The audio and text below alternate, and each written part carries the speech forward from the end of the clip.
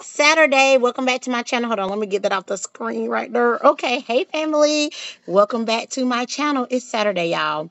And so, a derivative of Talk About It Tuesday, we are doing Spotlight Saturday, right?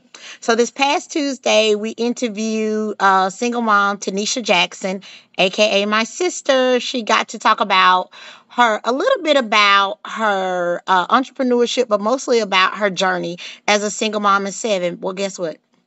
She's back. Okay, y'all. So before I go any further, if you like the content that I have been producing lately, please like, share, and subscribe to my videos, y'all. The idea is to shine a spotlight on single moms, right? And moms that are doing extraordinary and amazing things. So, yeah, today we're about to interview Tanisha, but in a very different capacity. So, hold on 1 minute as we admit her. Do do do do do do do do. I need some theme music. That's what I need going. I'm over here making my own theme music like I'm a beatboxer or something. Hello, hello. Okay, I get it. I was like, what the world? Sorry it took me so long. I don't know if you hear all these screaming, cheering in the background because they be out of control. I just made them turn down the game. They got the game and the TV going, and they when the game go up, I hear Nene turn up the TV, and I'm like, what y'all trying to do? Drown out each other noise? Exactly, y'all. That's a little motherhood banter right there. If you ain't a single mother with multiple children, you don't understand. Okay, so today I did say a little bit of we got to interview you on Tuesday, and we got to interview you mostly as Tanisha, the single mom of seven. But today I am going to interview you in a very different capacity. We're going to interview you as Tanisha, the published author, right? So you ready for that? Okay, sure.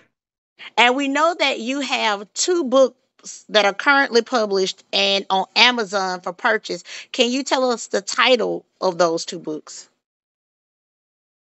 One is the best is yet to come. A single mother of seven's transparent journey to success. The second is Poetry, Passion, and Pain. That's a poetry book. Okay, okay. And so I know I asked you this on Tuesday, but I'm gonna ask again, like because I didn't know about the second book. What inspired you to come up with these titles for your book? It just came to mind. Okay. It just came to mind. I mean, that's a fair and very simple answer. They came to mind. Now, Poetry and Pain, is this a book about, that you've created with like just poetry that you've written yourself based on situations you've gone through? It's basically it's situations I've gone through, things that came to mind. Like I was told a long time ago, carry pencil and paper with me everywhere I go because I can see like pictures or people.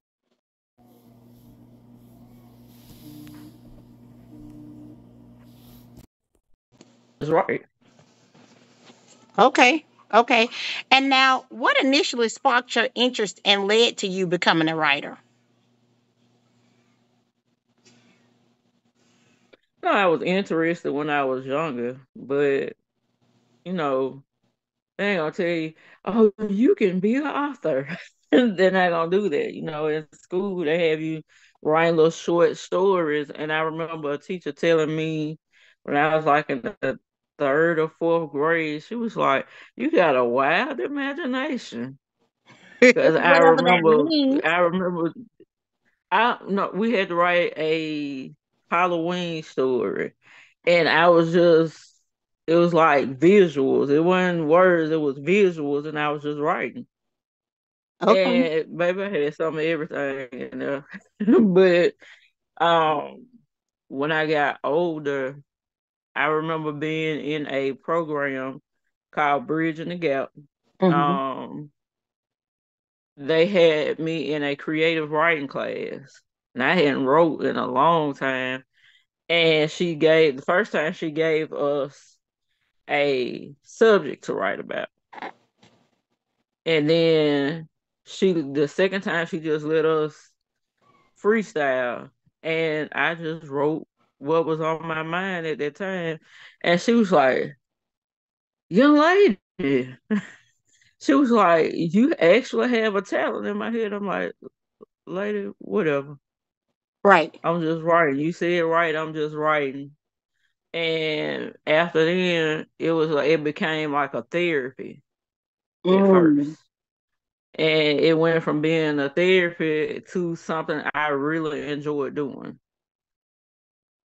That's really deep, and it's interesting that you say that. You said, I'm sorry.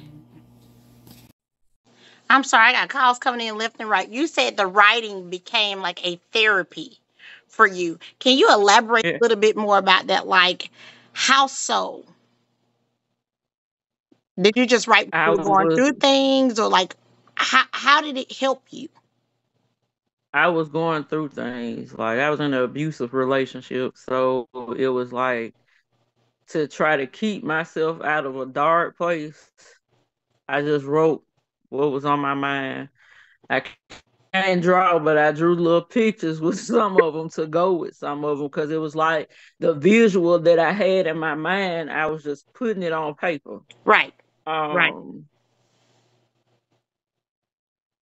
that was my way of releasing. I can understand that. Now, can you share with us a little bit about your journey to becoming a writer and how it feels to have your work actually published and people to read your work? Weird, but then at the One word, same time, it's weird. like, yeah, like at the same time, like I think I told y'all this Tuesday. Um, this lady on my Facebook page was asking for people to give their testimony, and she was gonna do a book with like more than one author. I'm like, I ain't no author, but it killed banging. Went to church. My pastor was talking about writing your story, and my oldest son was like, Pastor was talking to you, right? So I started writing. That was the hardest chapter I had to write because I had to actually revisit stuff I had suppressed. Mm, So it took me a little longer to write my chapter than it did for everybody else, but I felt better. And what got me along, a friend of mine helped me along with that. Not just that, it was just like your story can help somebody else. correct. It can Right. help somebody else tell their story. So keep writing. And I'm like, I know it hurt, but we gotta keep going. And I'm talking to myself in third person because I was like, this is for the birds. I am not finna put this in no book telling all my business, but I did. And I'm glad I did. And so, revisiting what you said, writing was like therapy for you and it was like a release.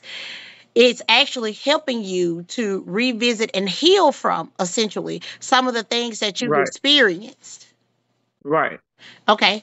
And as a writer, who do you envision as your audience? So like, do you like envision people like women that have been through similar traumas, single moms? Like, who do you think your target audience is? Who do you write to? I honestly just write, but if I had to choose, my target audience probably would be women. Young women, old women, just women. Just women in general. Now, do you feel Yeah. like you telling your story that there is somebody who can relate to what you've been through and so your story resonates with them and it helps them through their healing process and their healing journey? I would hope so. Okay. I I mean, would hope so. I think that's really fair. I think the fact that you were able to say, hey, me writing and me putting this on paper, it was therapy for me, but it also helped me to release. And now, since you've written it down, you see your work. I don't know if you've actually read your work, but you see your work. Do you? Oh, hold on one second. I don't know what my phone is doing. Hold on. Let's go. Okay, my phone is having a moment, y'all. Please forgive me. Lord. Now, you have you actually like sat down and read your own work? I started. I got about 4 chapters in. Now my poetry book, yes. My the best is yet to come. Almost all of it. I had like 3 chapters left. And what I did was write a letter to myself in the front of the book. So Now, sitting down, reading your own work, the portions that you have read, does it become like surreal to you? Like this is like, do the words come off the page? Like this is actually me, and this is actually my story. it was more so like I guess because with me, I tell jokes and I over not necessarily overlook stuff. I suppress it. I don't if I don't want to deal with it, I'm not finna be bothered with it. So actually reading it was like, Jesus, girl, that's a lot of stuff, and you still in your right mind for the most part.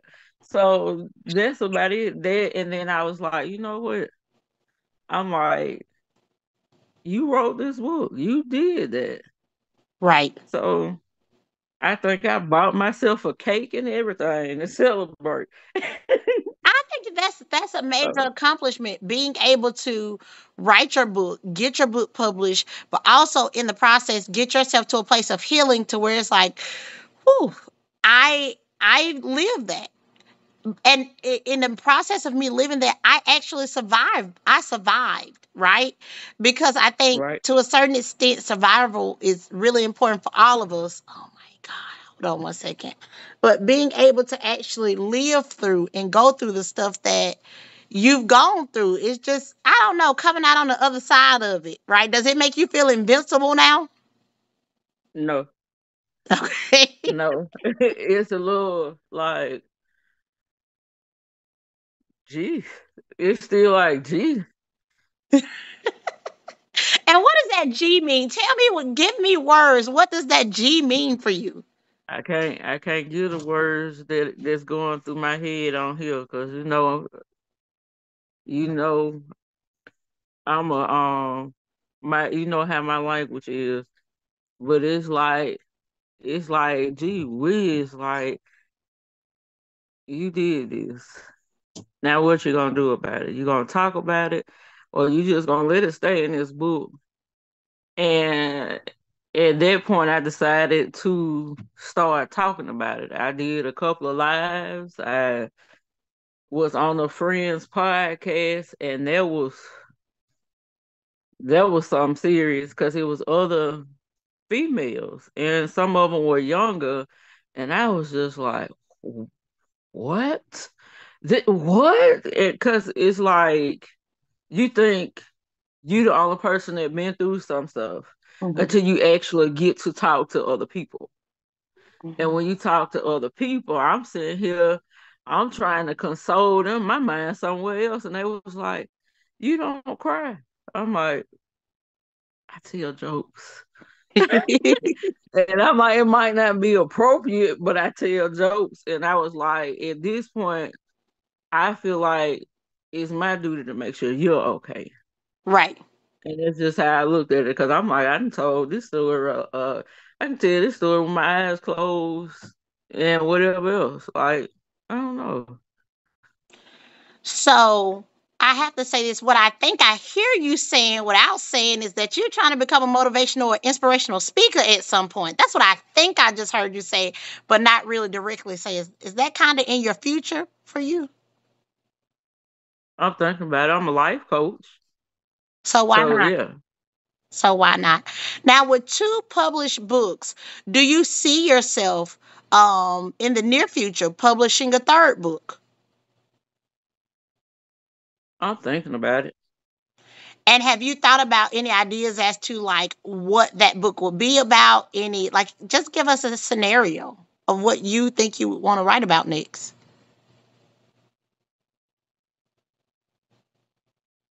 Basically, it's like a healing journey. Like just talking about how I got through like addressing certain things, certain wounds that I didn't even know was there Mhm. until I actually started addressing them. Um, Kind of something like that. Cause I'm like, you can write that, but to give people an ideal of how to go through their healing journey. But then I'm like, you got so many books like that. But I don't know. I thought about a children's book. Oh, So, Lord. I would definitely be interested to read that book. yeah, contrary to belief, I like little children. It's just, you learn a lot from them, Oh, even yeah. when they, Because a they are little rough brutally around honest. the edges. Listen, they are brutally honest. They are definitely, most of them, well, I can speak for my children, they are definitely outspoken. And Lord have mercy, sometimes I don't know what's going to happen next. Well, understood. Understood. Now, what advice would you give to aspiring writers, especially moms who have gone through different traumas? What advice would you give to them? There's no perfect way to tell your story. Just write. Just write. And then when you do decide you want to publish or get an editor, research because people will get over on you. Um, Amazon will be your best friend. As long as your manuscript is edited, you can publish your own book and it will be free. Okay. Oh, you even gave the professional side of things. Okay. Okay. And so as always, we appreciate you. But before we go, give us the names of your two book titles and where they can be purchased at. Um, both of my books are on Amazon. One is The Best Is Yet to Come, a single mother of seven's transparent journey to success. That is on Amazon. Poetry, Passion, and Pain is on Amazon. And I have my real name listed as the author, not a fake name. And it should pull up. Okay, and tell them how they can find you as an author. They need your first and last name again. My name is Tanisha Jackson. You can find me on Facebook or Instagram under author Tanisha Jackson. And I will have the link because I have the link for her Facebook author business page or publisher's page. I will have that listed in the descriptions. Thanks for joining us, Tanisha. Thank you for being here with us. Thank you for talking about your books. We are so proud of you for being a published author. Thank you. And we look forward to interviewing you soon, guys. This is not our last interview with her. We will be interviewing her again in the near future. But thank you for being here with us, and we hope you have a great night. You too. Thank you. You're welcome. Bye bye.